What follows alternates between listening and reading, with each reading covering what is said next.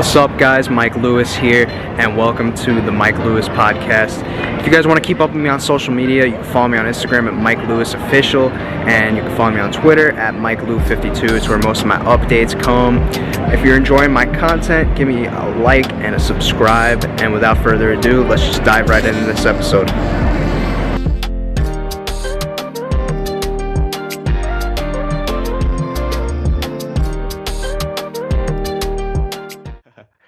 All right, Mr. Tyler Duckworth, thanks for hopping on the show today. How are we doing? Yes, we're doing great. Thanks for being so patient with getting me on. Technical difficulties. I'm an old man here. You know, the powers that be made this happen, so I'm glad we're finally knocking this thing out. Looks to be sunny where you're at. Were you in LA? Yeah, I'm in West Hollywood at my old house. My ex-partner, and so this is our garden. Very beautiful, very zen. So yeah. Was that what you were doing post show? Kind of chasing those 15 minutes in LA, or? No, I mean I lived here for 12, 13 years. I worked in a design firm and worked in China with the firm for many years. So I wasn't doing anything related to entertainment. I mean, I certainly have a lot of friends that are like agents and stuff, but I was not doing anything in entertainment. I just really like the weather. I mean, it's when you're from North Dakota, it's just like, come on. If you can go to the beach, it's sunny all the time, and Hollywood was great because you just walk wherever you.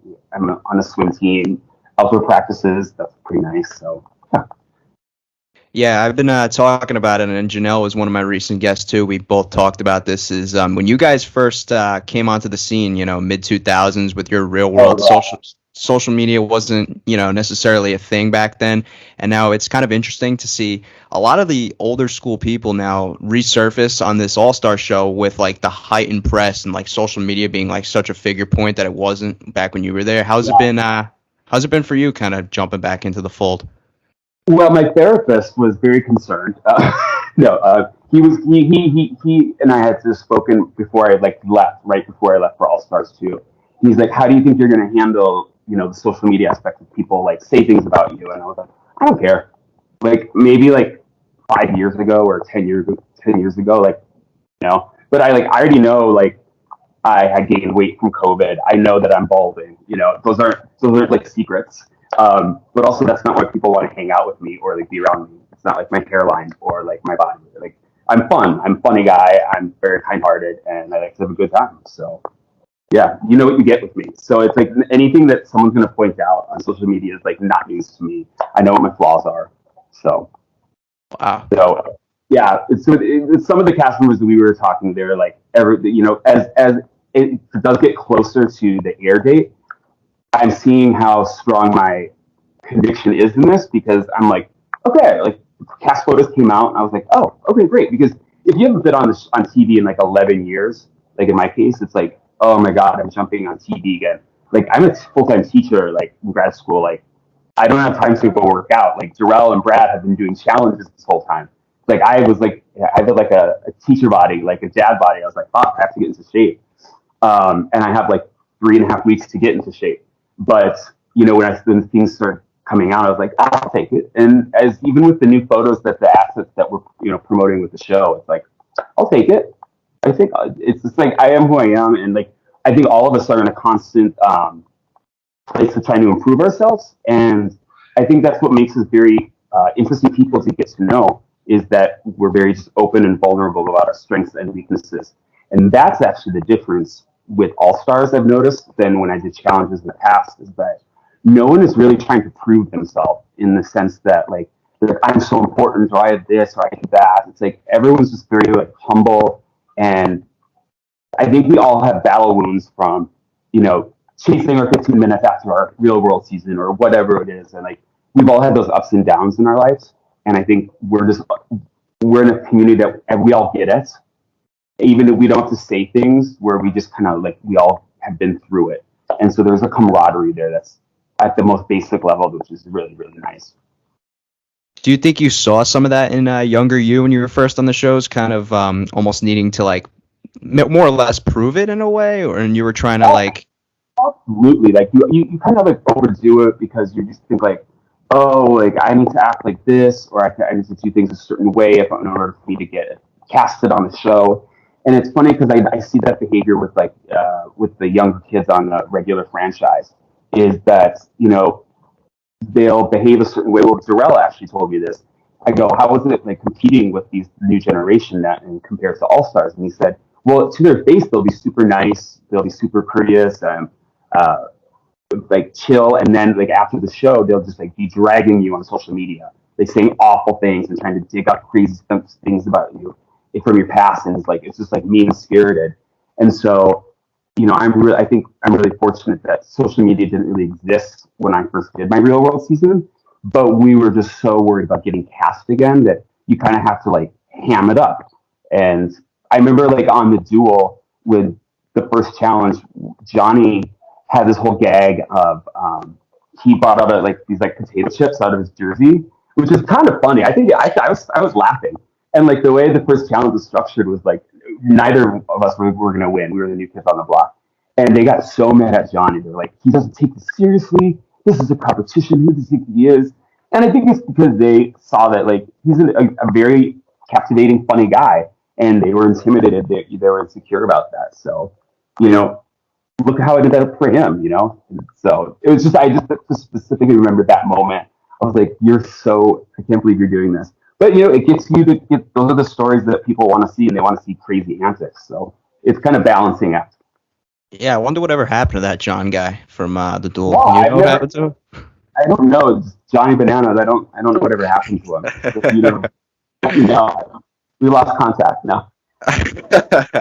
So the MySpace thing wasn't a thing like when you were first on the shows, because I thought that was like the main social networking for you guys. Well, fun fact, I was user 69 on Facebook because my boyfriend, I was at Tufts and he was at Harvard, and he was roommates with a couple of executives who shall remain nameless, but they're in the movie The Social Network.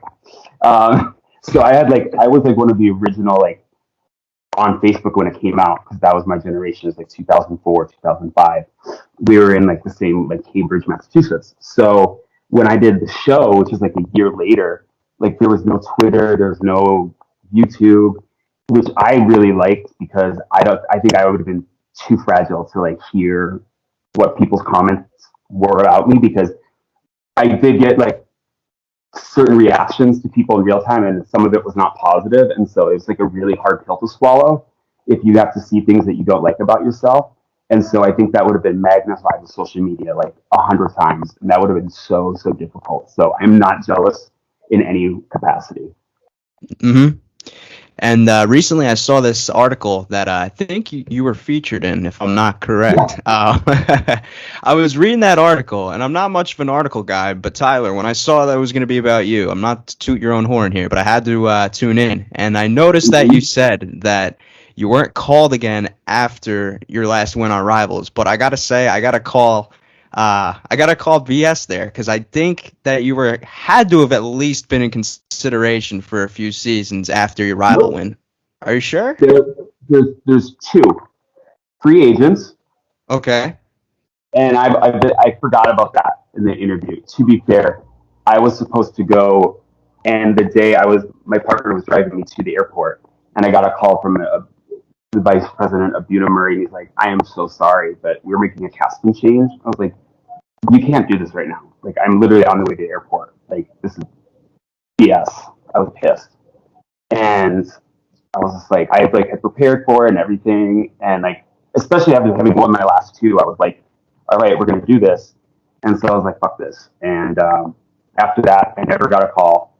Though this battle of the seasons, there was like a lady that had been like whispering. I shouldn't say her name, but the casting people had kind of like, "Hey, would you be available?" And I was like, "Yeah, absolutely."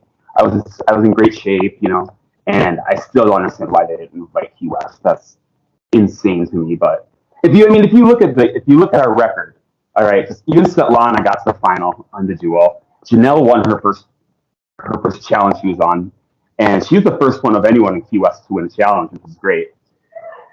And then Johnny, obviously, and then me, obviously, and then Paula, obviously. So if you really look at all of us, like, we're such a well-rounded group. great competitors, and in our own way too.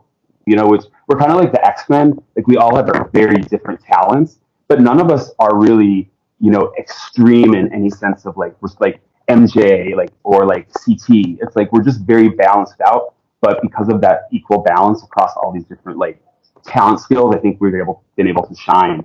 And so I think when you put Battle of Seasons with San Diego, there should be a huge asterisk next to it saying Key West not invited or Key West notwithstanding.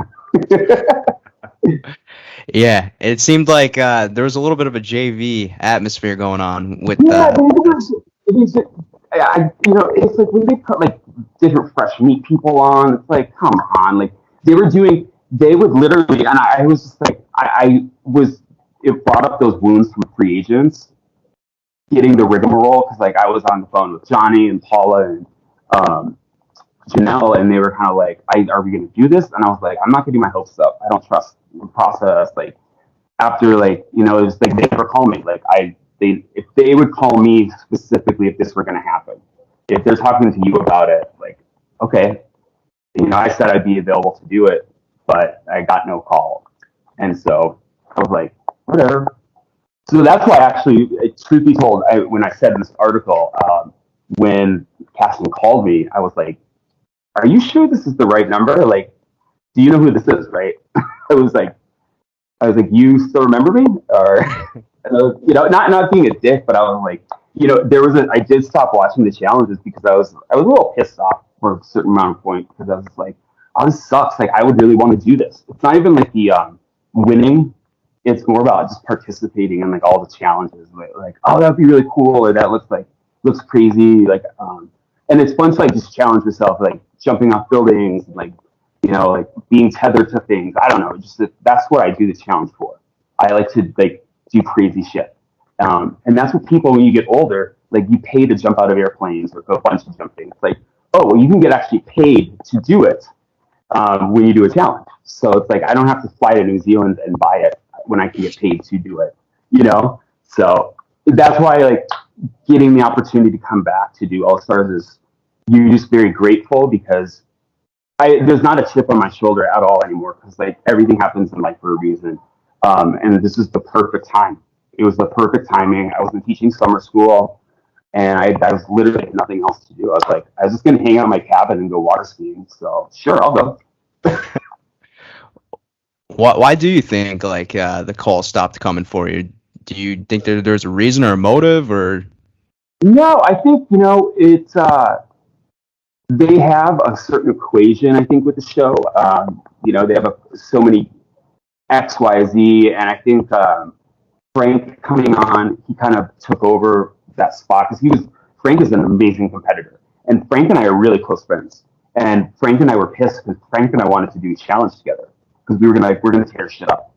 And I was like, we'll get to the final, we'll see who's the better competitor. He's like, absolutely, you know. And I think it would have been really fun had Frank and I gotten to compete against each other or with each other on a challenge because we absolutely would have had an alliance together. We would have played it up for the cameras and like fought and like made people. We would have fucked with people so badly, and we would have had so much fun doing it.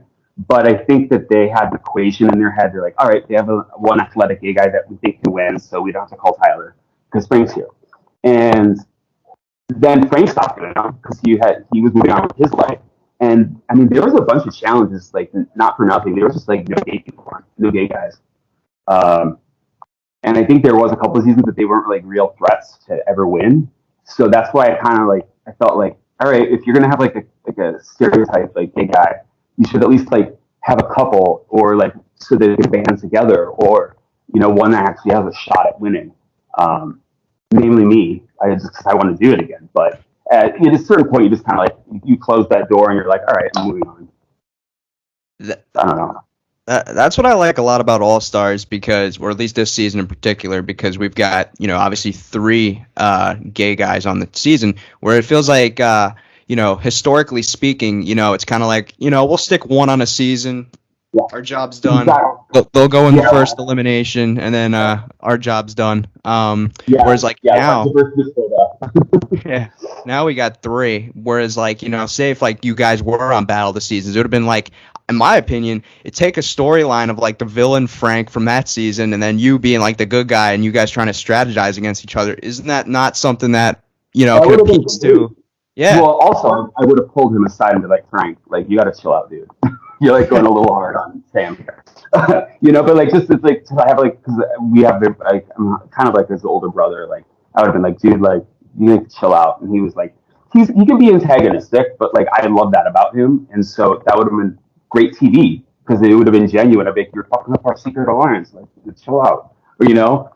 So, like, that's the stuff that I think, and also, like, you know, to that point is that like seeing, you know, that gay guys don't just like fuck or fight, that we can be friends too, and seeing that community.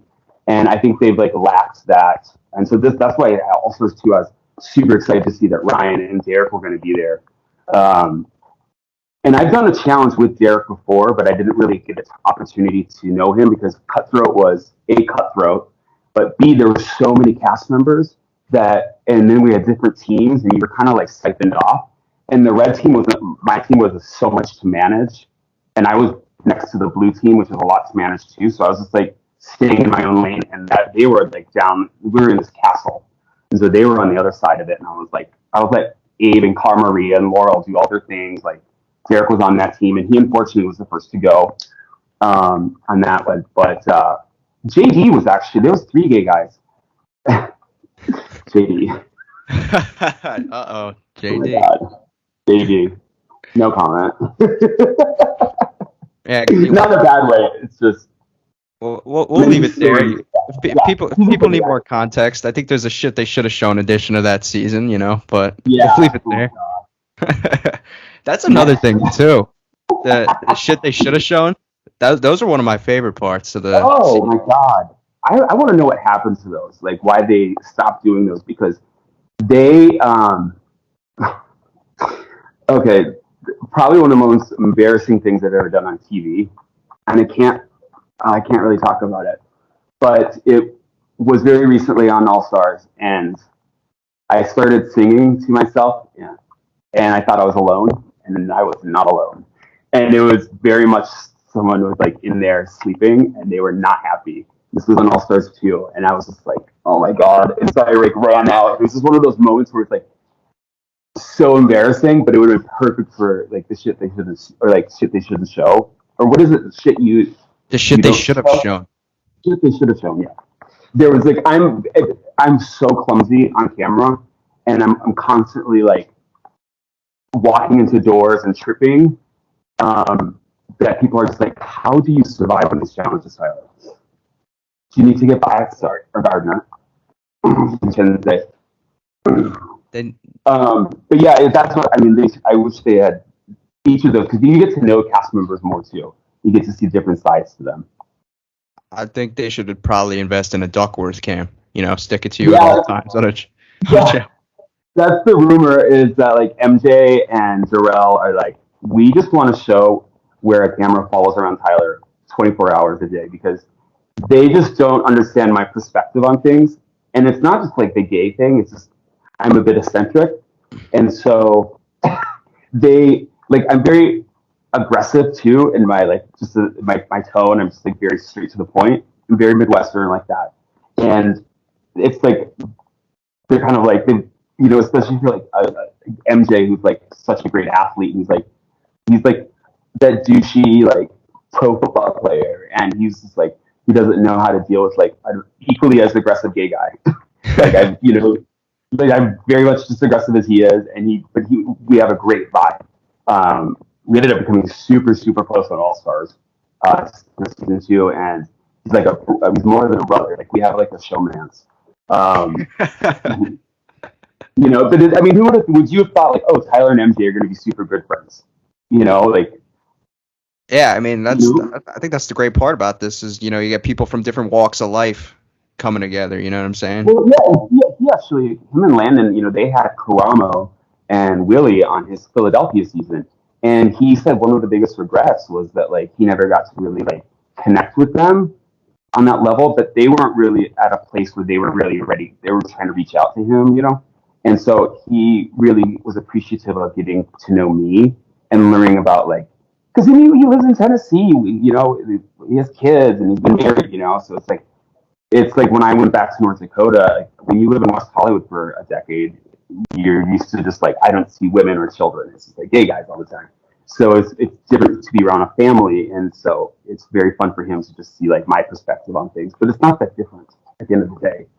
It's just, I think when we all get together though, I will say we have such a good time. And that's why it was more, the season is kind of like a real world where you get to touch down with people in their lives and you learn about them, which is really, really exciting. So to a certain extent, yes, we were like doing the challenges, but we were also learning about each other in real time because they're really interesting people. Like all of these people, you just want to sit down, plop down, and just be like, "Oh wow, cool." Imagine being a fly on the wall. Oh, I mean, that's my favorite part about doing these shows. Is just like you're like, "What did you just say?" And like how they'll normalize like a certain male cast member is really into pegging, and I was like, did not peg you to be into that, but okay, you know, or like just like weird fetishes and very interesting things that you're like, all right, I'm not as eccentric or crazy as I thought I was. So yeah, that makes doing these shows very enjoyable to that point. Right, right. And we kind of talked about how, you know, on your last stint, you kind of win back to back and then kind of just disappear up to this point, right? I think you could look at it from a number of different angles. I think a lot of us, including myself, would be like, oh, you know, like that unceremonious ending. But at the same time, when you dissect it, it's almost like you came full circle in a way and like your story was kind of like written, you know what I mean? Like you had your. Yeah, that's why I was like, I mean, I don't want to come up and like, I think how you can see that like Entertainment Weekly article, like with me, like I want you never ever to take me seriously. That's another thing. There's always a wink, wink, nudge, nudge with me, and I'm very mischievous sense of humor, so I like to poke and prod. But also, that's like why they do interviews. That's why we do the show. Is that we're supposed to be provocative. We're supposed to say provocative things. It's like Johnny taking out his chips on that first challenge. I'm not bitter that I didn't get to do it because, like you just said, it was very full circle for me because on a personal level, my real world experience wasn't what I thought it was going to be. It was really a difficult learning lesson. I saw a lot of things in myself I did not like, and that was really tough to deal with. So I have to look at yourself on camera and be like, I don't like this. And it's not like I don't like the way I look or I look fat. It's like I don't like the way I'm treating people. I don't like the way I am treating myself. And so then to like go on the duel and Gauntlet 3 were just equally just like, shitty experiences. I mean, the duel was kind of fun, but it was just like it's your first challenge, like the writing's on the wall. Well, except for Solana, to be fair, she got all the way to the final. But then Gauntlet 3, there's like a joke on any challenge. If you ask them about Gauntlet 3, no one will talk about it. They're like, Gauntlet what?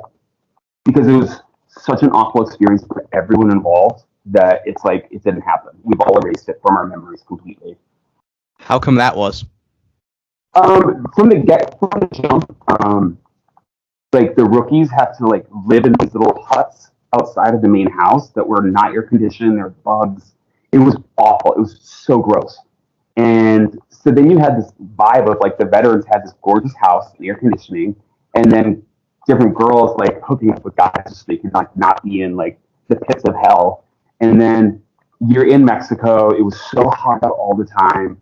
It was just like the challenges weren't fun. It was just like and then like you have all the best that were there were kind of mean spirited, to be honest. It was like not like a joyful challenge. And then the rookies were just getting their asses kicked. And so it's just like, and then when you saw the final, what happened with Big Easy, you know, all those, you know, kind of veteran assholes were pissed off at Big Easy. I was like, you guys should be pissed off at yourselves. You guys should have kicked him off. I'm surprised that he can't handle the final. Like, you do the math.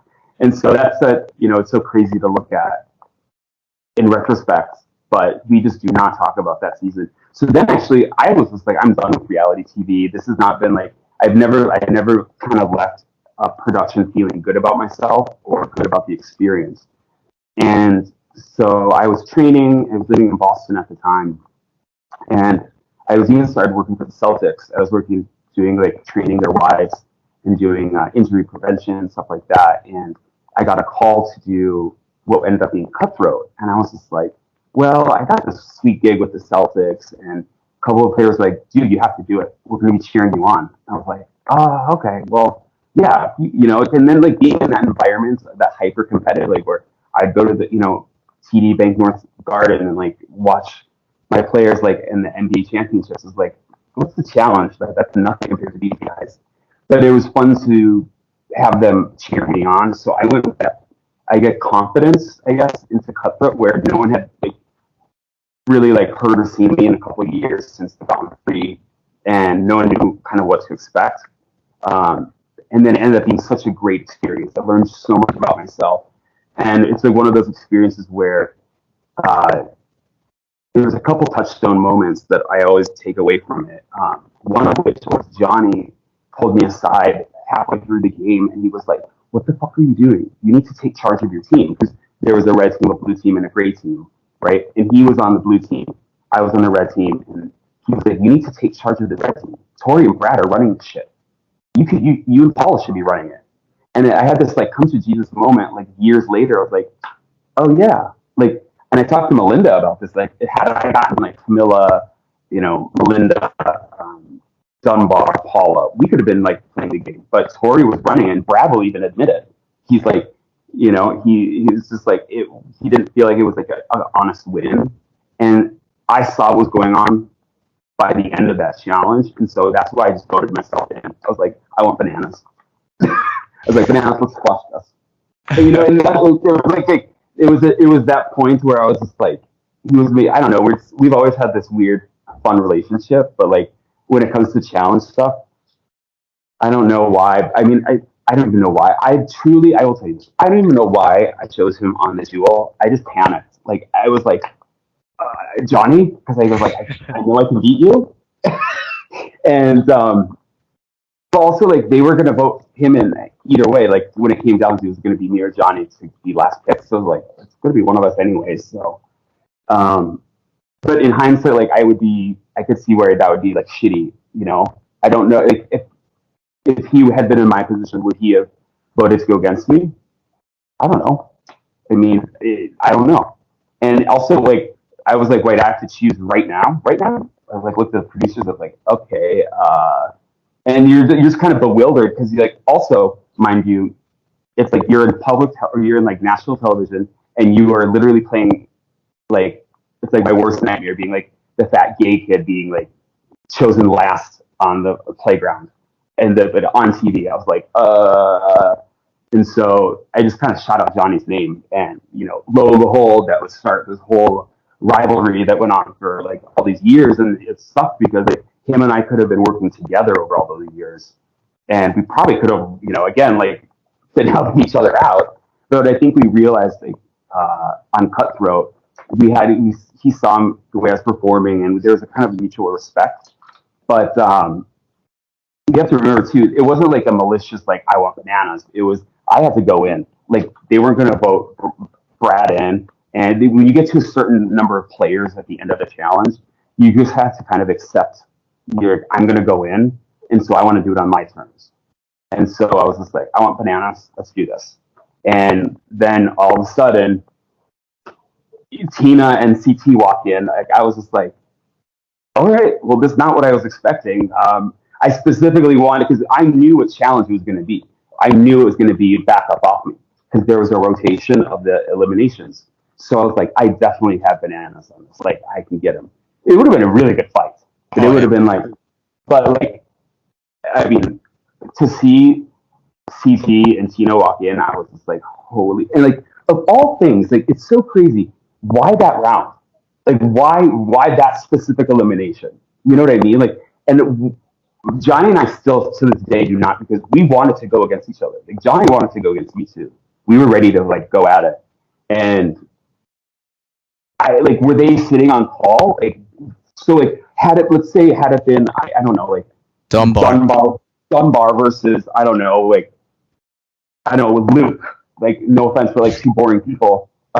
Would they have bought CT and like blown their load on that? No, So it's like I wonder if had chosen like they saw that like, oh, it's going to be Tyler, like let's do it now, because it was definitely in the cards. They probably wanted to do it for one of the rounds, but even with the girls, they had heavy hitters because Tori went in against Tina, and then Teresa, who's still like she's still doing the show, and so Tori is a fierce competitor, mind you.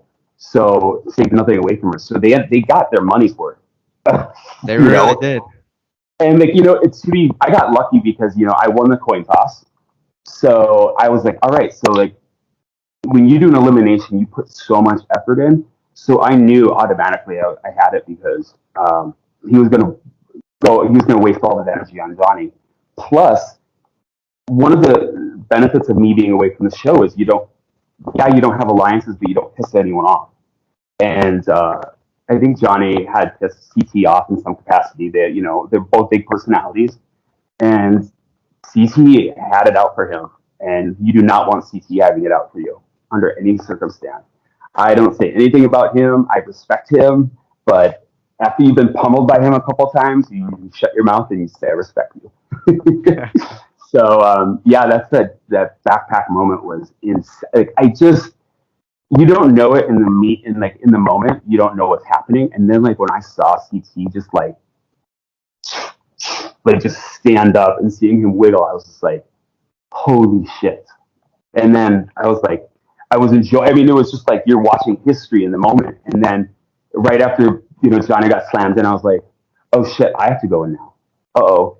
But also I was counting in my head. I was like 1001, 2002, 2003, 2004. I was like, okay, I got this. Like you're a big guy. Like just weight down and make sure that you last more than like 10 seconds or whatever. So it was a huge confidence builder, but also seeing like someone like what happened to Johnny, I was like, that is a humbling experience. But also I think he can laugh at it too, because that was just such great. I mean, can you think of like, I don't know, like what theories do you have as to why that specific elimination round they brought in CT? It just makes no sense. I mean, honestly, it's very difficult to say like, oh yeah, that was a coincidence. You know what I'm saying? But I don't know. I definitely think that he was planned to come in, and I think that they were like, when the cards are right, we'll pull this card out. And I think that they saw that writing on the wall, and they're like, let's fly them in.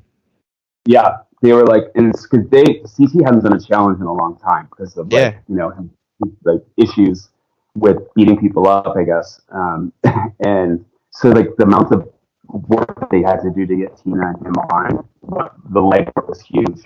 So it's just like the logistics of it all. Like I kind of like laughed to myself in hindsight. But afterwards, like my challenge was certainly not done on Cutthroat.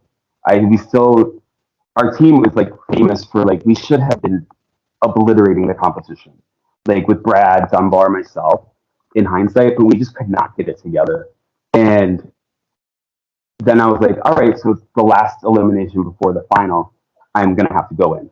I was like, all right, I'm gonna have to go in again. But after the confidence build, like they don't show it on the show, but like CT and I we wrestled for like 45 minutes. Wow. And then so we went against each other for 45 minutes, and Johnny was so pissed. He was like, we get it, Tyler. You've made your point.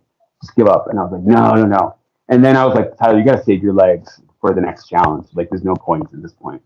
But my point was to kind of showboat and let the other boys know that I was for real, and you don't want to go against me.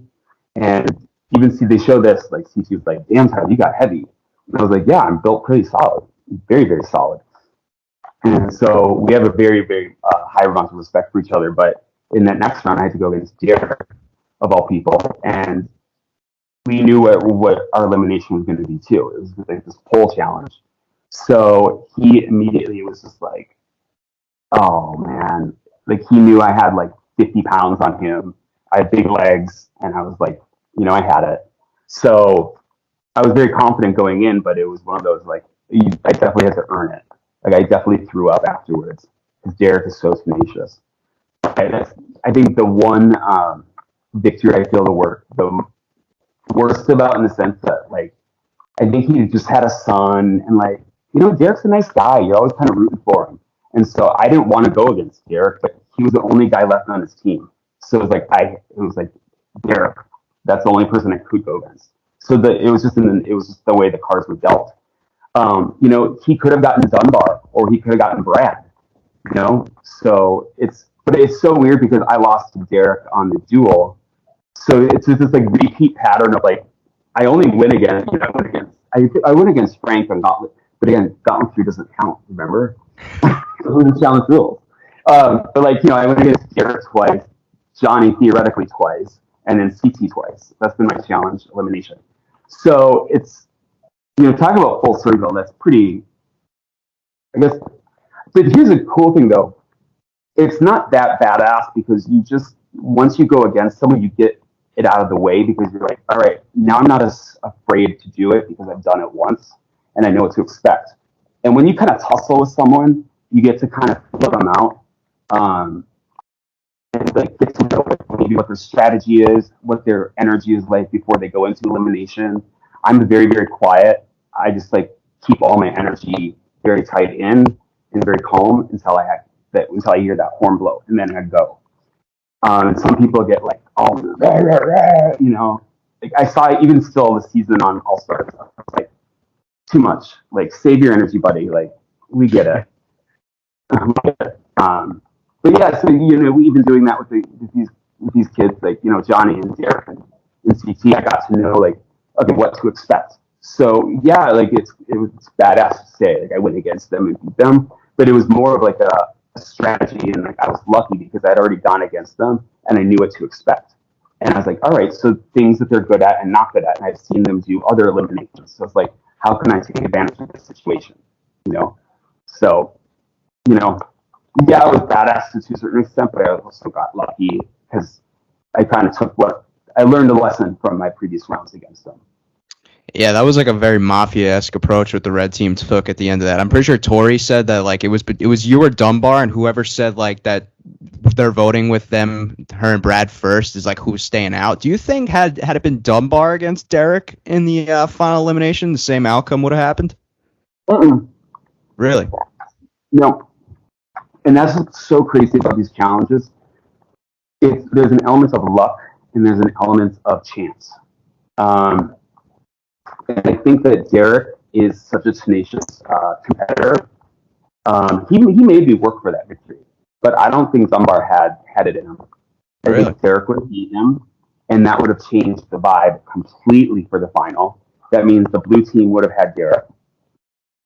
So that means they could have actually had, Emily Schramm and Jen Grijalva were on the blue team. So you put Emily Schramm, Derek Kaczynski, and Jen Grijalva together. That's a whole different story than just Emily Schramm and Jen Grijalva, right? Like shooting guns, like Derek's good at that stuff, ostensibly speaking, like carrying logs, and like you expect these like two girls to do like me, Dunbar, and Brad. It took three of us to carry. Like we carried Tori for I think like 5 miles, like doing these laps on this like tarmac. So we definitely had an advantage. The fact that Brad, Dunbar, and myself are all like 6 feet tall. So we're the exact same height. So when we're carrying someone for like hours on end, the fact that no one's hunching, we're all the exact same height is a huge advantage. And that we have 3 people to flank, so if one gets tired, we can rotate. So, yeah, I think if had Dunbar been in that round and lost, that final would have looked a lot different. It would have looked a lot. The gray team still would have gotten last place because they're all bark no bite. I'm still embarrassed for all of them. and it's so embarrassing that they were so mean to each other, and they were just like, we're so badass, and blah, blah, blah. And then the final, like Sarah and Abe, and I love Sarah and Abe too, mind you, I love both of them. But I didn't know that they dropped out because the red team was so far ahead. Because we were so far ahead of them. But I was to see that unfold. Like I didn't know about it until we had won, but we were operating on the chance that they were right behind us, and we did not look back because you never know how these finals can go. I have Gauntlet 3, so it's just that we have not won this until we have got there. So yeah, it is crazy. I never thought about it that way, but I definitely think the red team still. I think that would have been just me, Brad, and Tori. Yeah. Talk about vanilla threesome. Not a bad one. But I think we still probably would have won. I think Brad, Tori, and I still would have beat the. But I mean, do you see like how you take us three guys and Tori versus those two, how that changes the equation and evens the playing field. Yeah. So then it's like me, Brad, and Tori versus Derek, Jen and Shrum, and so that would have been tight. I'm so glad it went down the way I wanted it to, so I'm not complaining. We're talking about all this right now, and it's like you look at your legacy, right, of like all you accomplished just in that like kind of short bit of time, and like it honestly, when you look at it on surface, it like matches up and stacks up with just about the best of them. You know what I mean? But in my opinion, your legacy and what doesn't get talked about a lot is like your wittiness and kind of like funny like kind of one-liners. Like I'll never get over this, and you probably don't even think about this, but the historian fans wanted me to talk about this too. There was a scene when you guys I think went to Buenos Aires, I think when you relocated for Rivals, and I think Laurel's fighting Wes. Laurel's fighting Wes, and you're like, not around the piano, stay away from the piano. I was dead serious too. That's the problem. I was wasted. I was like, not around the piano, guys. This is a Steinway. So embarrassing. I don't know like what I was thinking in that moment, but it was that. I mean, they were like really going at it, and I was like, respect the space, guys, because production was yelling at us to like.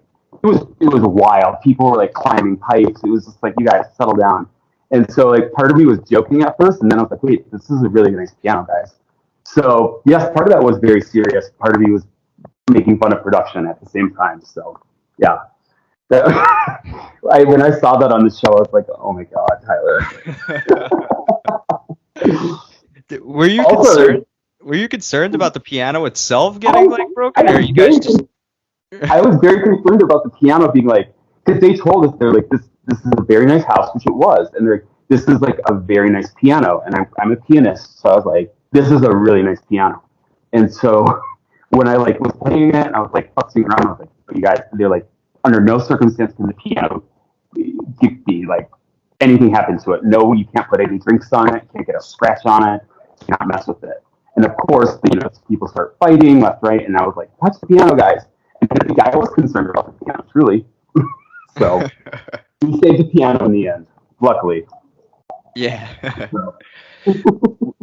I'm sure we're going to get into the Rivals final in a moment, but just to touch base again, I want to know how did you like originally get casted on Key West? Did you go to a tryout? Did you hear about it? How did that get pitched to you, or did you? I had sent in a video. I'd always wanted to be in the real world. I loved it. I loved the show. And I had sent in a video, just like B-roll of like, I took a documentary film making class my senior college. And so I had like this crazy B-roll. And I did like a Whitesnake video, but like of me, it was like, I think like Puccini's Toast. And like, I did it like slow-mo of like me like dancing on like a car, just like being absurd, just truly being absurd. And it caught their attention, and I forgot about the fact that I sent in the video, and I was working at like a Swedish finance firm, and I got an email saying like, you made it to the second round of the real world. I was like, no, fuck. I like thought it was my coworker messing with me. I was like, Kevin. I was like, you got it. And I didn't take it seriously. I kept on going through the rounds, and then I was like, oh shit, like this is like the real deal. So like, I guess the way I was raised is just to like not get your hopes up. It's very practical, very Midwestern. And so I was just like, it's probably not going to happen. I'm not going to get my hopes up. And then when I got the call, I was like, holy shit, I'm going to be on the real world. It was so exciting. It was just so exciting. And then, I found out where we were being located, and I was like, fun fact for all the challenge fans and real world fans is that the setting for our season was kind of undetermined. It was either going to be Fort Lauderdale, Key West, or the Bahamas. So all of us were like, Bahamas. That would have been fun. That's a no-brainer. What? Yeah, like it's I could see how that would be like redundant, but I don't know. Like, Key West was sucked. Like you can ask any one of us, any cast members, like it was just a shitty city. Like it was super small. Like there was no young people. Um, it was just like there was tourists coming in all the time, and then with the hurricanes constantly, it was just like it was really hard to get momentum with like getting anything done with our business, and we were really diligent. I'm super proud of our cast. Like if you really look back, we had a smart cast. Paula, Zach, myself, Jose, Svetlana, Johnny, all of us, Janelle, like we're all really smart kids. So like the Miami season, we got our business going, up and running. Like we had merchandising deals. Like I was in charge of marketing, the sales. Like Johnny was great. He built all the machines. Like we were running a full business. And then I had insurance on the business for the merchandise. And then the first hurricane wiped us out. And I was like, I got insurance. I got insurance coverage. And they're like, what? And our business mentor was like, I've never been more proud of you, Tyler. And so, it's just these memories you kind of look back on. You're like, oh man, that was a long time ago, but it seems like yesterday. And it takes, when we talk in regards to the challenges, it kind of makes it more fun because you look back at like all the crazy times. Like I was in a certain airport before we went to the location for All Stars 2. And I was like, last time I was in this terminal, Johnny Bananas pantsed me while I was getting demiked. And so like the microphone guy like had my hand, my shirt like up above, like getting my microphone off me, and I was kind of wiggling and being like just like gay and flirty like with the camera guy. And Johnny knew exactly. He goes, and I was stuck. I couldn't. And I was like, oh, no, no. And so like there was like thousands of people, and I was just like swaying. Like he got me so good. He got me so good. And so those are the memories that I kind of think back on. I'm just like, it gives context to all those challenge relationships that we do have, which makes it like we're family no matter what. No matter what, we're always going to be family. And yeah, Janelle and I were touching base on this. We could just elaborate on what you just said with the location. Like, you take like how compelling and polarizing like your cast was with like the personalities and like the still what you guys were able to produce despite the location and all the hurricanes is quite admirable in my opinion. Because I think that if you stick your cast in say like a Las Vegas setting, we might see magic on set. I mean that's the thing is like people kind of were like. We felt like we had disappointed the franchise to a certain extent. We thought like, like we didn't give enough. I don't know what we thought. We were just in the moment. Truly, we were just trying to survive. Like it was sheer chaos. I mean, we were in Spain for a good month on our vacation, like the Hallowed real world vacation, but because our house was destroyed. Like there was like a sound girl broke her back. Like every single car in production was wiped out. These were bad hurricanes. So it really kind of put a stop. Like, I mean, I was always jealous of the Denver season. I thought that would have been really fun. Denver's a really fun city. But I guess, you have to be appreciative of just having the opportunity. I was just talking to Tina about like road rule seasons and how, like there's like road rules Northern Trail and then you have road rules South Pacific. You get like super cool or like Steve, who's on All Stars 2, he did the quest and they were like going through North Africa and everything. So, it's kind of a gamble. It's still you get an amazing experience, but the one the tie that binds with our entire cast is like we did not like Key West. It was just like, but we took the good out of it. I mean, we had an incredible house in retrospect, but when you only have 7 people, and I don't know when the fun thing about the challenges is that you have so much personality. That it keeps it entertaining. When there's only 7 people, like in a house that big, you have to hunt down people. Be like, where's so and so? Where's Jose? Where's Johnny? Like, it's so big of a house, yeah. So that's that. Moving forward. How did you feel about your edit and portrayal on Key West? And, I don't know. It was difficult at first, just because. I remembered it differently, but in the end, it's like they needed a story, and so I unfortunately like fit into certain like stereotypes that they want for the show, And as self-aware as I thought I was, I clearly wasn't. And, I feel like maybe Svetlana was really good at playing the victim, but she was so young, and I was so willing to give them that footage of me being an asshole too. Um, but like Janelle and I weren't like that mean. Like we got along with Svetlana too. Like it was just like self-perpetuating. I think because they needed like a storyline because you saw them with the real world. You have like guys like hooking up. There's like romance, and there was no romance in that house, not at all. There was no romance. You know what I'm saying? Because like Austin, you had that Danny, Melinda, and then Wes and Johanna. So you had all that built-in drama, and then with us, we were like, nope, you could not pay us to touch each other. And so like I think they were kind of grasping for like what's our storyline going to be, and so I think to a certain extent I was a casualty of that, but at the same time I have to take ownership of my behavior, and so it was a tough watch because I ended up leaving with 7 or 6 really good friends, and I'm still very close with 4 of them. I talk to regularly, so I always walk away with that experience, and in life you can only take away the positives, just learn from the negatives. So, yeah. You guys hung out with Svetlana post show? Like, were you guys all cooped up or? No. Oh. I've seen her twice since the show. No, that's a lie. I think we did a couple like appears. We did something in Miami. I look back at some of our experiences of the cast, like truly wild. Like we were in like a Vogue. Somehow we were at like a Vogue like runway thing. Like we did like a Speedo runway show when we were in Miami, and it's just really cool shit that you look back on and you're like, how did we get involved with this? Like this is like, what did we do? What turn did we take in our life that like perpetuated this? I don't know. It's just crazy things to think back on, but I'm really grateful for those experiences. And I got to meet Lindsay Lohan and Beyonce that weekend. It's Really? just like insane stuff, and that like in Paris Hilton, and this was like 2006 when like they were the media, and to a certain extent they still are, and to be kind of woven within that tapestry of media when there wasn't social media, so media was more of a juggernaut at the time.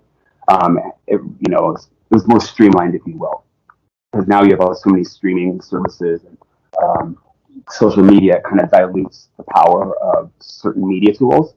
But to a certain extent, some of these personalities kind of like shine through. So yeah, I'm getting all retroflect. I'm getting like all like. No, it's normal. I mean, it's just like very reflective. There was I think yeah. So no. it's just because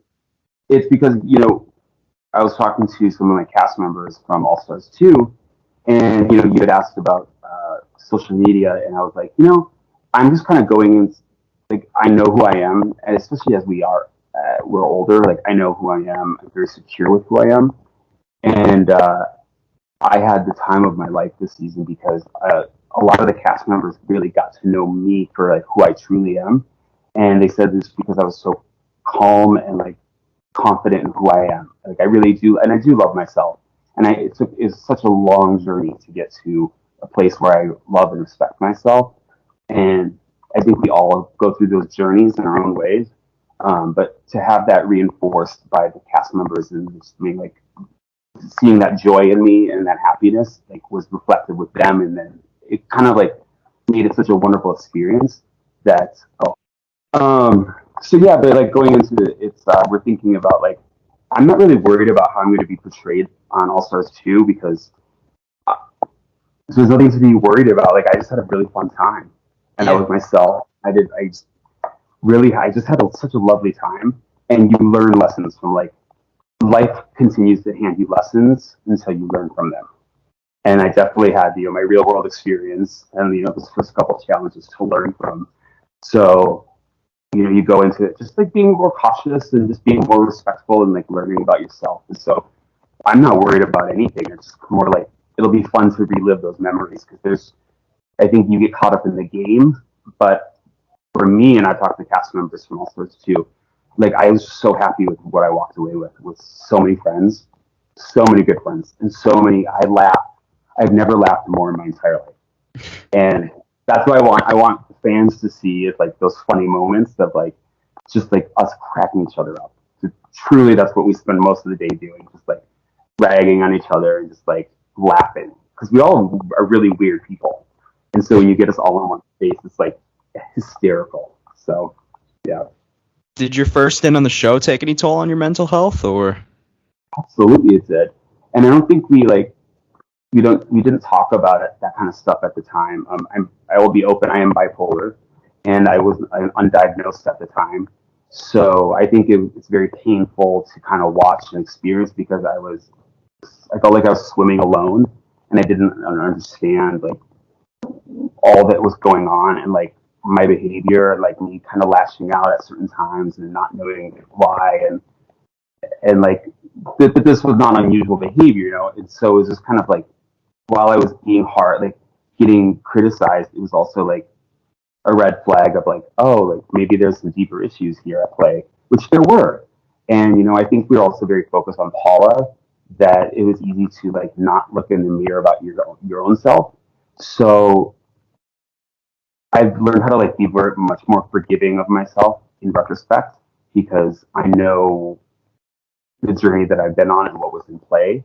And I'm a lot nicer to myself knowing that the full spectrum of like what was going on with me, not making excuses, but just, you know, being kind to yourself and being like, give yourself a break. Like, you're not a bad person. You can have bad days though. As long as you learn from them, then you're not a bad person, you know? Yeah, I appreciate you, coming forward and, talking about it. I was super, super scared about ever talking about it.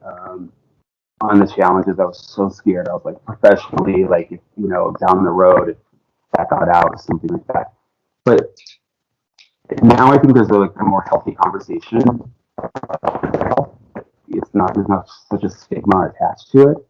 But it's been definitely a good journey for me. It's been a really, really difficult journey, especially in my late 20s. Um, you know, yeah, it was a lot of ups and downs. And so when you finally get that right group around you, like looking at like right medications and therapy and you know, just healthy behaviors, then you find like that perfect success. So I'm just really glad and grateful that I've gotten to that place and found that. And so, and to be able to like go back, you know, 11 years later and do a show like this is there's so much joy and appreciation that I have for just even getting to participate. You know, we kind of joked around earlier about not getting the call back or whatever, but you know, just sitting back and being like, all right, well, this is going to be fun as hell. Let's do this. Let's have some fun. I said, like, let's make a TV show. You know, let's give them what they want. So I think we did that. And then, Were you worried at all coming into it with Ryan being there about how they might play that story up, or? no, I think Ryan was busy with, he had other things on his hands. So. Uh-oh. We'll bookmark that. Not in a bad way. I'm just saying, like, he was busy with something else. So. Yeah, we'll leave it that, you know. Yeah, we'll leave it there. You guys can tune in and see. I love Ryan. He definitely played me in Gauntlet 3. Looking back again, Gauntlet 3 does not count. That was the unchallenged, right? But looking back, like, if I was like playing like a challenger, I would have just said go against. Should have gone against Ryan, not Frank. But that was like my ego talking. I was like, oh, Tyler, you can take Frank down. It's like, why? He's like heavier and taller than you. Why would I go against him? And like, you know. But also Ryan was like thought that like, oh, if I hook up with Tyler, I don't know what he spoken to me. We just sat. He worked at a restaurant as a server. He was friends with Paula, so after Rivals, we've gone there. And so him and I talked a little bit, and just like, we settled some stuff, and I was like, I really liked him, and there was some hurt feelings, but also it was like, I'm one of those people that truly, I let things go, because it takes so much effort in life to hold a grudge, it takes so much more effort than just forgiving. And so I just kind of let go, and then it was so fun to see him. It's so funny because everyone was like, "Are you nervous to see Ryan?" I was like, "I'm not Shane." like I I don't, and I've never met Shane, but I just think they have a weird energy, two of them apparently. I don't know the full story. I don't want to know. I don't care. Because I just know my experience with Ryan are very positive.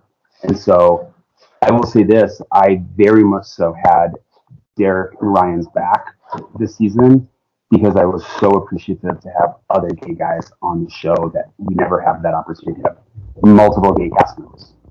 So to that extent, I was just so like, I have their back.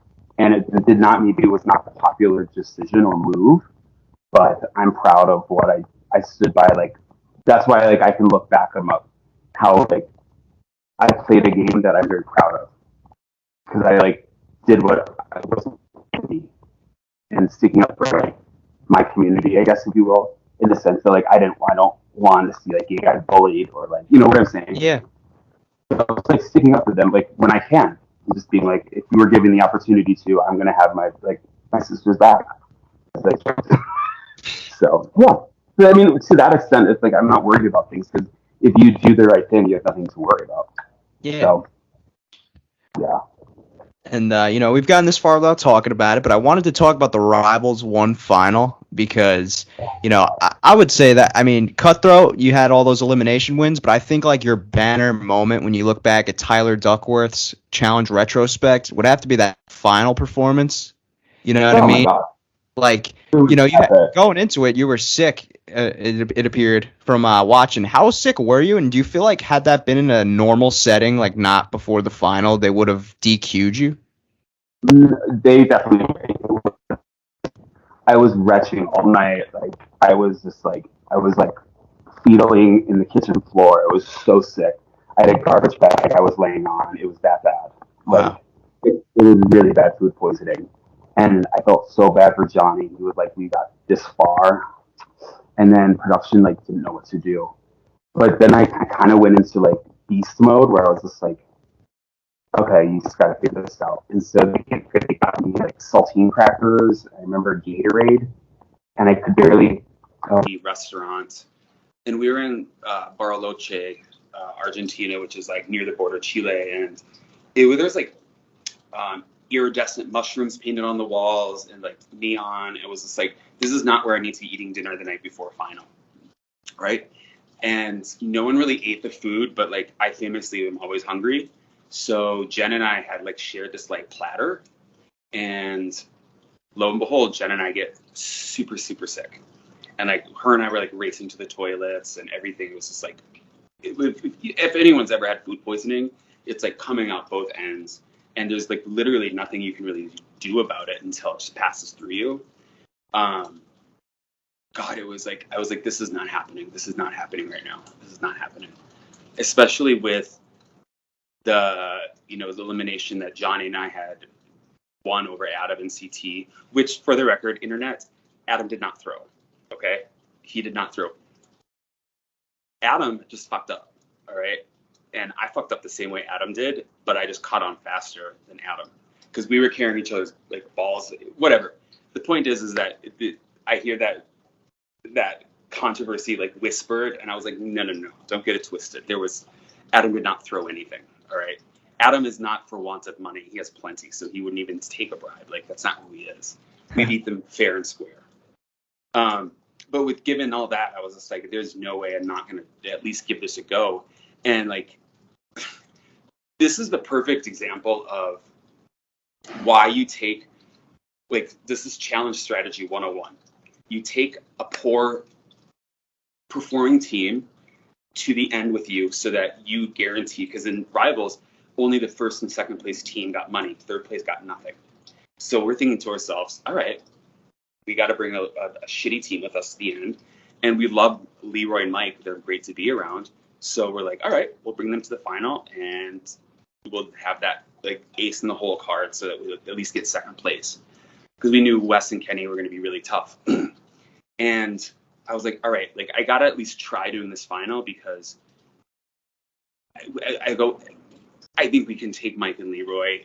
I'll just try and hold on. Little did I realize, because I was picturing this was gonna be one day. I was like, all right, I can suffer through this. Like, I'm a swimmer. I can like go through hard practices. Like, I can do this. So I remember we put on wetsuits, and I was like, I've just never wanted to do something less in my life than get into cold, like a glacier cold water when you have food poisoning in a wetsuit, fully knowing that I would probably be like, both ends still coming out. And so then the girls started, and I was like running back and forth to the bushes and like taking care of it. Like, I was throwing up and everything. And then I started like feeling a little bit better because I was able to hold down the saltine crackers. But I don't know, there was something in me that just like a switch that hit when the horn went off for the guys. And I don't remember. I just like was like in go mode. And I obviously did not feel good, but you start seeing in that final, you can see how much truly it was a blessing, because I started just feeling better because I wasn't like dying of food poisoning. So I was like, this is nothing. This is great. Like, I would rather be doing this than being keeled over a toilet. So you start seeing my momentum pick up as the challenge, as that final goes on. And you start seeing the other teams like slowly start like, I don't know, like slowing their pace, but also like understanding like the sheer like magnitude of what we were going through. Like, this is going to be a very long day turned into 2 days. And by the time the one thing that was really tough on that final was they don't show it, is the sand that you had to like move between the campsites. And it's like, memory is not a good thing of mine. And Johnny, they were like, okay. So we like memorized this camp set, and then before you can get to the next site, you have to move literally thousands of pounds of sand in a wheelbarrow, like a quarter of a mile. It's like, what? And so it's like, all right, we'll just do this. It's a final, like whatever. And then when you get to the campsite, we were just like, uh-oh. Like, I've never built a tent like at that point in my life. Now I go camping all the time, but I was like, I don't even know how to do this to begin with. And so of course we like fucked it up. And so we have to go back, but they made us move all the sand all the way back again. And that took like 3.5 hours. So we had 7 hours just on that, just on the moving of sand. And I knew it was bad because the girls started like an hour before the guys. I knew it was bad when I saw Evelyn and Paula come back from their campsite just sobbing. And I was like, uh-oh, this doesn't look good. And what's crazy is that Leroy and Mike actually got it on the first try. Really? So that's how, yeah. So because we had that much of a lead on them. So we had to move all that sand just to get to the campsite. And then production was like, this is going to take too long. You guys can just go. So thank God we got it. I've never been more happy finishing a puzzle, because I was just like, we saw Wes and Kenny like get a lead on us. And we were just like, all right, we'll just like, whatever, we're going to do our best. And when we started going up the switchbacks of the mountain, we didn't really realize how Wes was feeling, or I was just feeling much better. And I remember like, I was like, Johnny, let's keep Mike and Leroy in our eyes. Like, just keep them in our sight. And both teams ended up going down, because when you're doing these finals, there's no like signage. It's like, you need to go this way or that way. And it's repeatedly happened on a bunch of finals, but like people like will go off for an hour in the wrong direction, and that will affect the final outcome. So Mike, Leroy, Johnny, and I all went to the wrong direction, like up a mountain, then had to come all the way back because they had a truck come and find us. And there was like little on like a branch somewhere in the back that had like a little like orange ribbon, and that's supposed to signify that this is your hiking path. It's like, it's already hard enough. So at that point, Johnny and I were just kind of like, oh fuck, this is like, all right, let's just get second place. We're going to compete for second place. And everything changed when we got to the food eating challenge. And I swear that production had been waiting for this moment the entire challenge, because like everyone jokes that like I'm a lunchbox, I'm constantly eating. And for me to have like the opportunity to do an eating challenge, I was like, oh, let's do it. And Johnny was just like, you're amazing. Like, he would just cut up the food and just serve it to me. And then we had like Wes and Kenny crying and like, I can't eat it. and have me just like housing, because I hadn't eaten in 24 hours, you know, because I had been throwing up, and so I was so hungry. I was starving, and to have like be able to eat, because you were given no food, just water. We had Camelbacks, so I have never been more excited just to eat in my life. But then it got to the point where like, all right, now I'm stuffed, and then the first time you're just trying to like eat it to get it down, and I have no problem doing that, but I remember just like I started projectile vomiting, and I just vomited all over Johnny on accident. And he's like, I was like, dude, I did not mean to. But like, at that point, you just like, you're in such like a fragile, like gross state of mind that you don't even care that like you're covered in like dirt, grime, vomit. Like all we saw was the fact that Wes and Kenny were not moving forward, and that we were just like housing this meal. So basically, we caught up a couple hours just on the food challenge alone, like probably 2.5 hours. Wow. And so while earlier we had Mike and Leroy in our sights, just like stalking them, making sure that they were close, we were now stalking Wes and Kenny. And so we were just making sure, I was like, Johnny, don't, like, let's just pace ourselves, but make sure that they know we're right behind them. So we can just like have a menacing, you know what I'm saying, in case that we need to save our legs for a final sprint. So there was a couple puzzles they just didn't even show on the final that we had to do with like giant logs. But I didn't actually see what happened with Kenny picking up Wes, because we got held up at a puzzle that they, again, didn't show. But when I saw what happened to him, I was just like, that's embarrassing, Wes. I still give Wes shit about it. But me and Johnny actually had probably the most beautiful moment of our friendship at that point, because we're still carrying this 45-pound weight, and it's literally a ball and chain, and we were like sitting on this mountain vista overlooking the Argentine, you know, mountains, and it was like the sun setting, and we were just looked at each other, and we're like, I'm sorry. It's like, I'm sorry. It's like, we could have been like doing so much for each other all these years, and we were just like fighting over like bullshit. This is stupid. He's like, you're like a brother. I was like, you're like a brother to me. And so we hugged, and we got like teary-eyed, and like we just watched the sunset. We just gave ourselves like time to like take a break and just like breathe, and just like, that's what the show is also about. It's not just about like winning money. It's also about personal growth. And I'm getting emotional just thinking about it, actually. Oh, it's normal. It was just such a special moment. And and I think that we kind of reconciled that we were going to get second place. Not that we'd given up, but we had just gotten second place, and we were fine with that, because we had reconciled like whatever issues had been there. And then we were marching. Then literally after we like had this beautiful moment, we're like, all right, second place. Okay, we looked at each other like, all right, let's do this. And we're ready to see TJ, and we're going up looking for like Wes and Kenny and all the girls. And I just see Paula like shivering on a rock. And I was like, Johnny, this isn't over. And he's like, yes. And so at that point, we were like, this is not over. Now we have a shot. And I was like, Johnny, we can win this. He's like, yeah, we can. So again, where you had like Wes and Kenny and Mike and Leroy like deflating, we were just picking up steam. And I was like, we had reconciled. We were going to get second place. So to have that option to get first all of a sudden was just like, this is incredible. Like, there's a chance.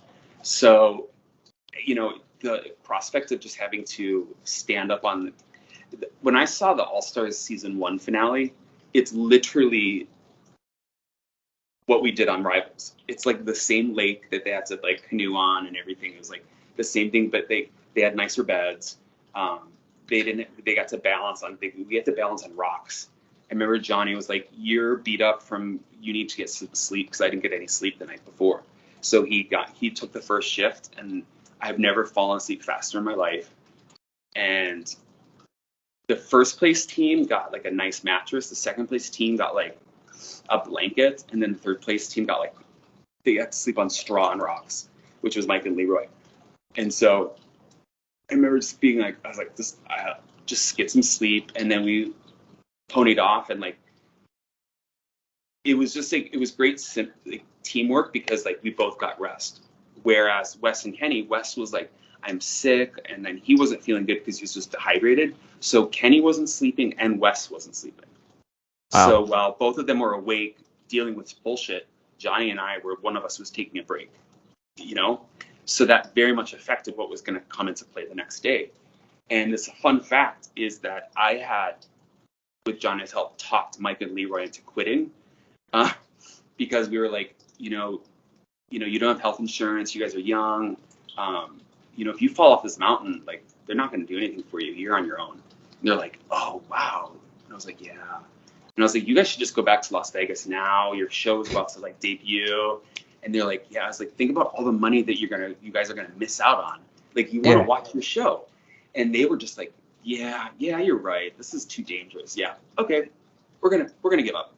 And you look at the footage, like, we talked them into quitting. And so then Johnny and I are like, all right, now we have a safety net. It's just us versus Wes and Kenny.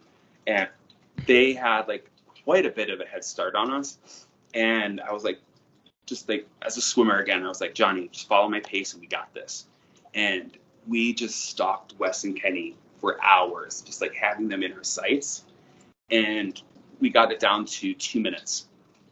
But, it's something like 2 minutes to like 30 seconds. So they had we had narrowed it down so much that the lead that even production had given, we had surpassed it. So it was like, they started us at the same time for that final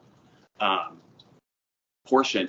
And I think Kenny was so frustrated with Wes, like having to do all the extra stuff. And like Wes was getting food that we weren't getting. He got like bananas and like Gatorade. We were just getting water and nothing. And so when you see another competitor just like go down, you have to think about your position going up and up and up. And I was just getting better and better.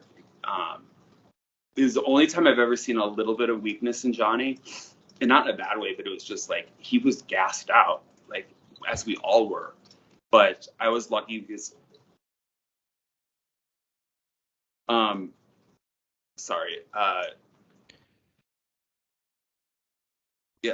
my biggest, like, I'm meant to be on a mountain carrying heavy things. That's just like the way my build is.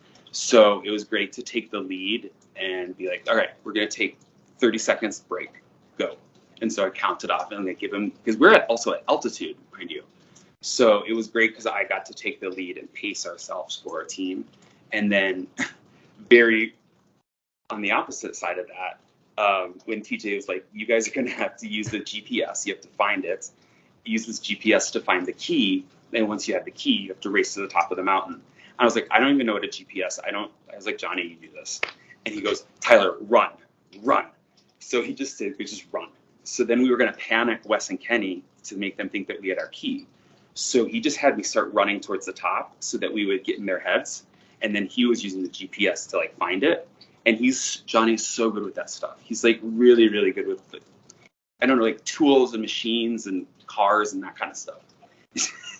And he instantly found the key. And Wes and Kenny were sitting there fighting over who gets to use the GPS. And like, meanwhile, like Johnny is just like, Tyler, run. You're no good at this. Just run. And so like you have me just like, we beat the girls. Like if you look back at the final, you just see like TJ start us and you just see like me making a beeline towards the top of the mountain because it was like, it was a hike. And again, I'm known for endurance, not speed also, mind you.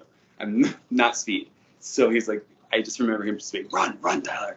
I got this. And he did. He found it. And then we beat Paula, we beat all the girls. Like, and they had way head start on us. So we running up to that mountain and unlocking it and seeing, the other teams all still down there was like, it's like, you got to be kidding me. This is not happening. It was the victory on Cutthroat was just very much like when I would watch challenges, when I was younger and then partaking in them, I was like, I will never win a challenge. Like, I will never win a challenge. I'm not one of those guys that could do it. So when I did Cutthroat, it was just like, oh, this is a team challenge. Like, I had Brad, like, so like, and I didn't give myself too much credit. But then with Rivals, I very much was like, I was so proud of both of us. It was well earned.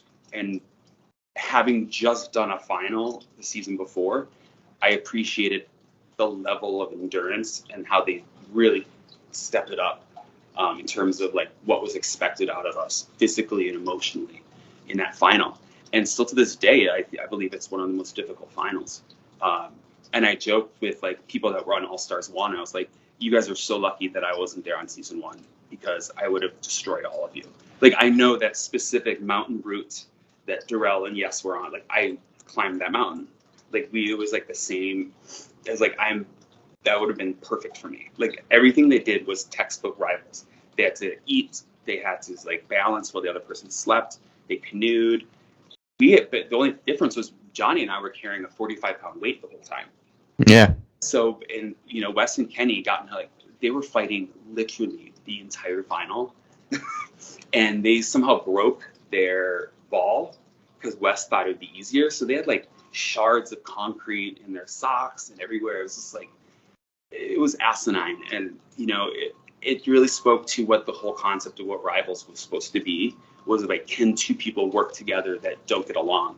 And I'm not saying that Johnny and I both see eye to eye on things. We do not approach things the same way. But what we do is we communicate, and we have a mutual respect, and we have an understanding of each other that gives us such a huge advantage over like other teams, because we have been there from the start together. Our journey of all of this started at the same time. And so I know who he is at his heart, and he knows who I am. Like, same thing with like Janelle and Zach. Like, I know who he was before, not in a weird way, but like I knew who all of us were. And so he knows how to communicate with me on a level that very few people could. And that's a vulnerability that you have with someone. I think it's very beautiful too. It's because someone can either hurt you with it or help you with it. And, you know, I'm going to get emotional here with my Key West cast members. Like, they've never hurt me. They've always been really loving. And I can really appreciate that as I get older. I really love all of them. Just like kind of like processing that of like, you know, you hear about cast members bringing up really mean-spirited things. It's like, no one's ever done that for my cast. And like, we all went through our own stuff, but I really love all of them. Yeah. That's beautiful to hear. You know, Yeah. like, you know, people take their course in life. Everyone takes their paths, Yeah. but you know, you oftentimes never forget where you come from and who you went on that journey with. They're So just really, they're just, yeah, we're all assholes, but they're solid people, and you kind of forget about these moments because it's like, did that really happen? Because immediately after we're winning, I remember Wes and Kenny like throwing the GPS at each other and it breaking into pieces. And then Johnny and I were like cheering on Paula because we're like, Key West, Key West.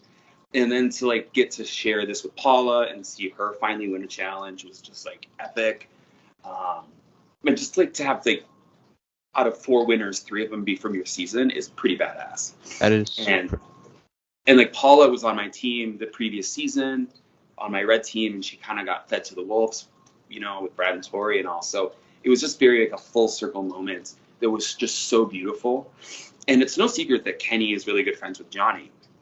So afterwards, they're like, all right, so rooms. Mind you, we were in the same clothes. So we had to get from the top of this mountain all the way back down. But like me and Johnny had just won all this money. And it was more about like just like pride that like I've never just skipped down a mountain like more happy. And then I found this like group of like Argentinian men that were in like a truck, obviously. And they had like a cow. And I was like, can I hitch a ride? I was like, Johnny. So we like got on this truck and we're like cruising. And everyone's like, of course, Tyler finds like a bunch of guys in the truck. But like, it was just like, it was just so funny, like, you know, coming down that mountain, and then the production's like, you have to share a room. And Johnny and Kenny were like sharing a room, and he's like, Wes is like, come on. And I was like, sorry. And so like, to add insult to injury, we had to like share a room after like, we had just like, he was like lying in his bed. And he was just like, you just stole that victory from me. I was like, you stole it from yourself. Just like, but like, you know, we were just tired. We were so grumpy. You know, like we had been up I had been up for 2.5 days nonstop at that point, other than my naps that Johnny gave me. But, you know, I can clearly remember getting to it was like some old hotel room in Argentina. and we were so tired. We were just in our jerseys, like collapsed on the beds. I didn't even know what time of day it was. It could have been like 3 PM. It just, I have never slept. I just slept for, I think, like full 24 hours. I remember being woken up by Mandy and Wes. But I remember going down, and it was such a cool moment. Like, Jen and Mandy were there, production was there, and everyone was so proud of Johnny and I, because with all of these rival teams, I think Rivals is probably one of the coolest challenges they've ever done, because of the theme of putting two people that, you know, really don't, you know, mix, you know, for whatever reasons they have a rivalry. And you had so many really honest to God good rivalries. Like CT and Adam were a really good rivalry. Like Wes and Kenny were a really good rivalry. Like, they're both great competitors, but what does it mean to be a good competitor if you can't work with someone? And that's the true test of like an athlete or a team player, is like how well you can get along with someone. So when I came down finally from my room, there was like, you know, like a restaurant, and like everyone stood up and clapped for me. I was just like, you guys, it was just like a very beautiful, humbling moment, and everyone was really rooting for us, and everyone was just like really, because at this point production has never pushed cast members to this point before, so they were just really happy to see how they want a good TV show, and they want to see like a fun story. And so none of it was produced to any extent. It was just all very natural. So I think it was a really beautiful way, because some challenges end well and some don't. And I think it was just a very sweet way of ending it on a beautiful note. Both, you know, Evelyn and Paula, but mainly for like Johnny and I, it was just such a beautiful like story. And, you know, to your point earlier, it's like, how do you come back from that? You know, it's kind of like, yeah, it would have been fun to do more challenges. And I probably would have won a couple more. But I don't have any regrets. There's no better way to like end your run on the show, I guess, if you will, like on such a positive high note. You take a step back and you're like, all right, well, I'm fine with this. If this is my legacy, I'm fine with it. But I think All Stars is like a different category, though. It's like almost like I don't take it too seriously, truthfully. I mean, I take it seriously, but I don't. And I think that's coming from a place of like maturity. Well, it's just like, it's been 11 years since I've been on the show. I've won 2. It's like you already have your championship ring. So just like, all right, let's just have fun. I'm out here to just like see if I still got it. I just want to like do these crazy challenges. And I found myself throughout the season just being like, oh shit, I need to like play the game. Like, I have to wake up. Like, because I was like watching things. I was like, oh shit, oh, you got served. And I was like, oh shit, I'm gonna get served. I gotta focus. Like, you know, you're like, oh shit. So that was kind of like, I was like, oh. But when you're kind of taken by surprise and invited to this thing, like, you know, you only have like a month or less to prepare. It's like, how serious can you take it when you have people that have been doing this as their full-time job nonstop for 10 years? So you're just kind of like, I'm going to make the most of it, and I'm going to do the best I can. And yeah, so there was definitely like that kind of pull whether or not to come back. But I wanted another adventure, and I just wanted to like, you know, go to Argentina and climb mountains. And so to have the opportunity to go back and like meet other people, hear their stories, was just too tempting. And I'm so glad I did it. So glad I did it. I want to hear your thoughts now, because you brought up the theme, obviously, of Rivals.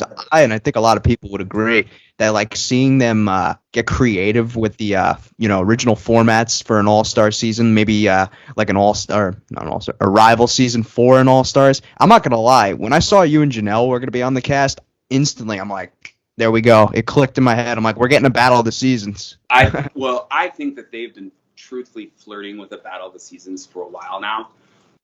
Janelle and I thought Janelle's like such a detective. She's like always on the case.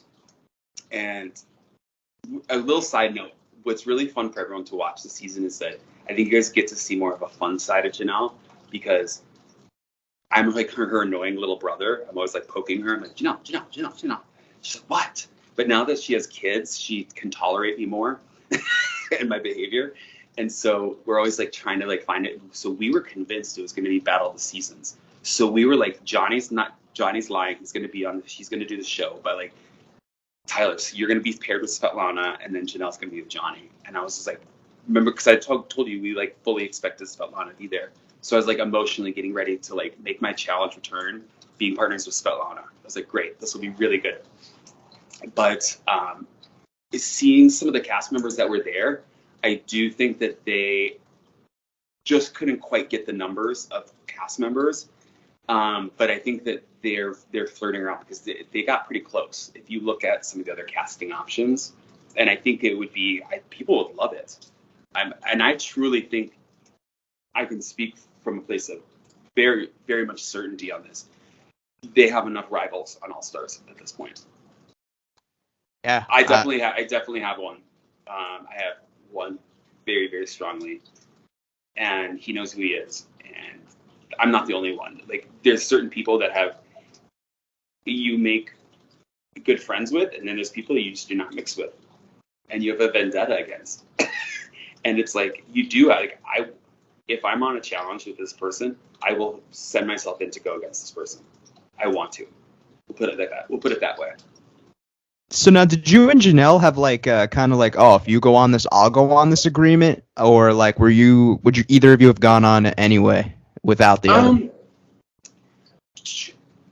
It helped my decision-making process when she contacted me, and I contacted her immediately. I was like, "You'll never guess the phone call I just got." And like, her and I talk anyways, so like, wasn't like a weird, I was in her wedding, but it was just like, knowing that she was going to be there made it more palatable to me to be like, all right, I'm going to put myself on the line. I'm going to like I said, I'm a teacher. And so I like a certain degree of professionalism, but also like, I want to be my authentic self. And, I knew that I was going to be emotionally able to handle it, knowing that a good friend was going to be there and like watch my back if I felt like I was getting emotional, or if like I felt like mentally a toll was being taken on me or something. Like, I had someone like that would look out for me and be like, hey, like, check yourself, or like just having someone that has your back. And I found out that it turns out I had a lot of people that had my back. I was just like, so many wonderful people. And so I'm making it out to be this love fest. I mean, for me personally it was not for everyone. But it definitely was, having Janelle there was a huge motivator to like want to do the show, knowing that you're going to have someone looking out for you to a certain extent. Mm-hmm. No, I got to hear it, because this is usually what I close with, but I always like to get people's like, post-show like stories on like, their appearance, because we talked about the bar appearances earlier. Do you have, when you think back to younger Tyler and your adventures that you used to go on post-show while you were still doing them, is there any one story that you could think back on when you think of your time in the sun and you're like, this one story comes to mind? Would you be able to pinpoint what that would be? Absolutely. I don't know if I can say it though. It's not that bad. Basically, we were at an appearance in Miami, and I don't know, we were all like, I think like Svetlana maybe was like dating some famous hockey player. It was like but it was just like not the vibe I would hang in, not the kind of club I would go to. It was like one of those like, I'm not gonna say mafioso, but like that's the vibe. I was just like, oh, this is like real shit. Like I go like gay bars. This was like a hardcore like club. Gorgeous girls on the line like to get in, and I was just like sitting in the VIP lounge. I was like, ugh. And Johnny was like, I'm hungry. I was like, I am too. He's like, do you want a piece out? I was like, yeah, let's blow this joint. So then like they had a driver that was provided for us, and so we're like, all right, cool. I was like, yeah, just take it. And so we get in this car, and this guy's like super shady. It was like a black Mercedes Benz or something.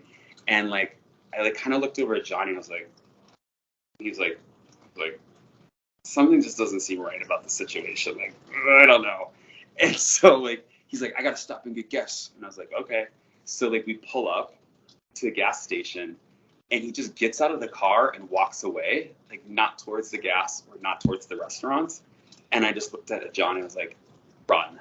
And we like both jumped out of the car and like ran towards this like taco stand like as fast as we could.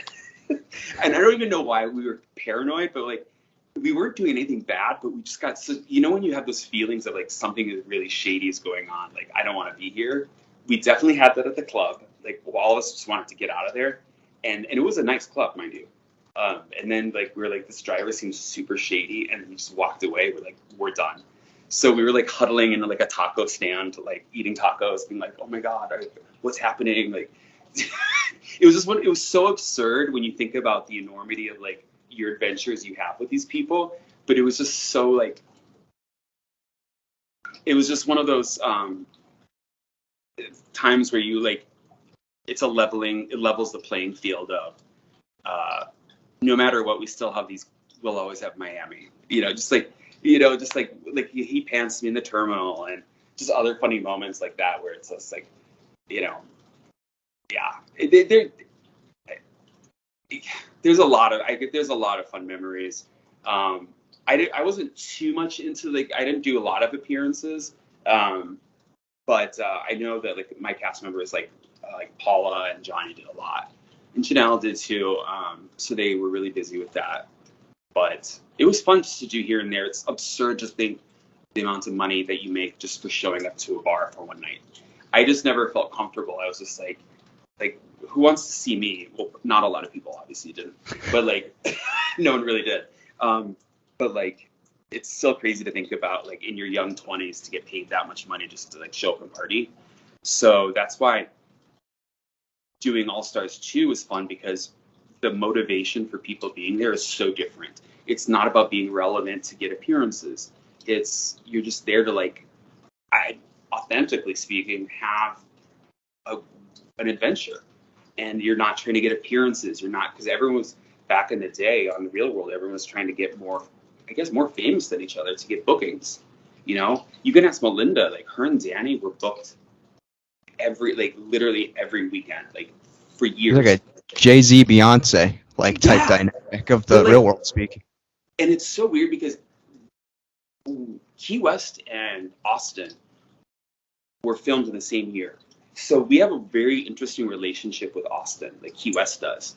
And we didn't realize this until All Stars 2, when Nehemiah, Melinda, Janelle, and myself all sat down. And there was talk of like, is there an alliance? Is there not? And like, you'll see it unfold on the show. And we started realizing that we had so much in common, but we were also very competitive. And we were like, we didn't trust each other, but we were just being kind of like, for no reason other than like old jealousies of being like, because we were right after Austin, but like, you know what I'm saying? Yeah. It's hard to describe. Like, it's just almost a sibling thing where you're like, do I trust in, like, I would look at Janelle and be like, do we trust them? And it's like, do I trust you even? Like, I don't know. Do I trust myself? But like, it's very, you start looking back on like all those crazy, really, like, do those alliances, looking back, still mean something to this day? Like, does someone really still have your back just because you were on the same season? You may have different relationships with people moving forward.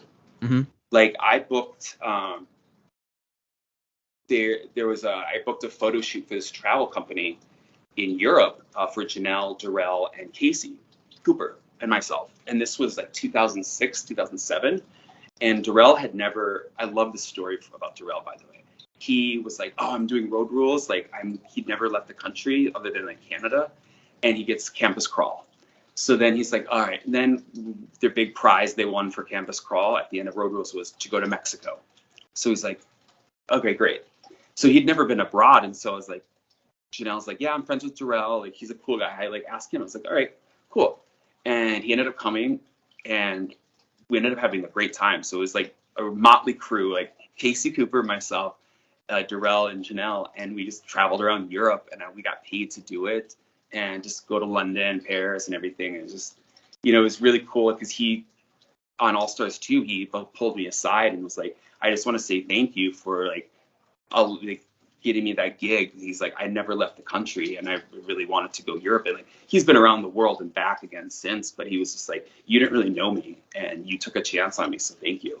And I was like, well, Janelle, said you were cool. So it's like those relationships start to like affect how you play the game as the game unfolds in front of you. You're like, oh, well, I had this experience in Paris with Darrell, so like I'm gonna vote you in, or you know what I'm saying? So you start like Yeah.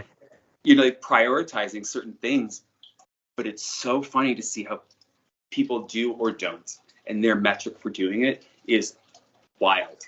And that's why this season was so fun, because like just when you think you know that there's like a certain equation of how people are going to do something, you're like, what? So that'll be really fun for you, the fans. It will keep you guys on your toes every episode. Yeah. Yeah, I can't wait personally. You know what I mean? I don't think we've seen this kind of energy. It's like a kinetic energy with like Yeah. the buzz and like the fans like leading up to it. We haven't felt that with the challenge, like regular show speaking, in a very long time. So now with this All-Star thing coming into fruition, it's like a kinetic energy and a buzz amongst the community, and it's like a beautiful thing to see. You like myself, even like as cliche as it sounds, I get butterflies like leading up in the days to when the episodes are gonna be premiering, Yeah. and it's like really like almost like a taboo feeling, you know, like that I haven't felt as a fan in a really long time. Well, that's good to hear. Like, I truthfully, like, it's really wonderful to hear. And I will tell you, we do not disappoint. We do not disappoint this season. You guys are in, and I've been on a, like, I haven't done that many challenges, but like, I know good TV. There were certain moments that we were like, this show's going to win an Emmy. And then there were other moments where, like, I cannot believe I'm on the show. Like, it was such a wild ride.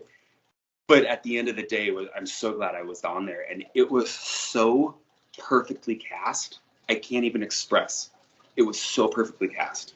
Like the chemistry was insane. So as a fan, what you guys are going to experience is still so raw for all of us, because we're still living it through. And so to think that it was our experience as a TV show is mind blowing, because I haven't been on TV in like 11 years. Yeah. So I just thought I did this show, or I did this experience, and it happened a certain way. And now to look back, it's like, oh, it's going to be presented on television for consumption, is like, oh shit. But like also, oh shit. Like there's nothing to worry about. But I'm more excited to share it with people, because there's so many funny things, and some of the challenges we did were insane. Like especially for people our age. Like I was really proud of us. And then you go into the whole concept of like luck and chances in these things. And some people got lucky. Some people got really good chances at things, and just the way things shake down. So I think with, you know, participating in these things, you have to give yourself a break, and also just like taking consideration things are going to go your way or not sometimes. And you got to play the hand you're dealt, if you will. Mm-hmm. Well, I appreciate you again taking the Yeah. time out today. We went a marathon on this thing. Yeah, but, sorry about that. We'll get no. I'm glad. It was never a dull moment in this conversation. I look forward to having this out there, and you know, Yeah. tomorrow, I hope to see a good show, and I'm sure we will. And I'm excited for you to have your little party you got going on. I'm sure you'll have fun there. And Yes, we will. thank you again for your time. Yeah, I appreciate it. You have a good one now, and enjoy the show tomorrow. All right, thank you. Take care. All right. Bye, buddy. Bye-bye.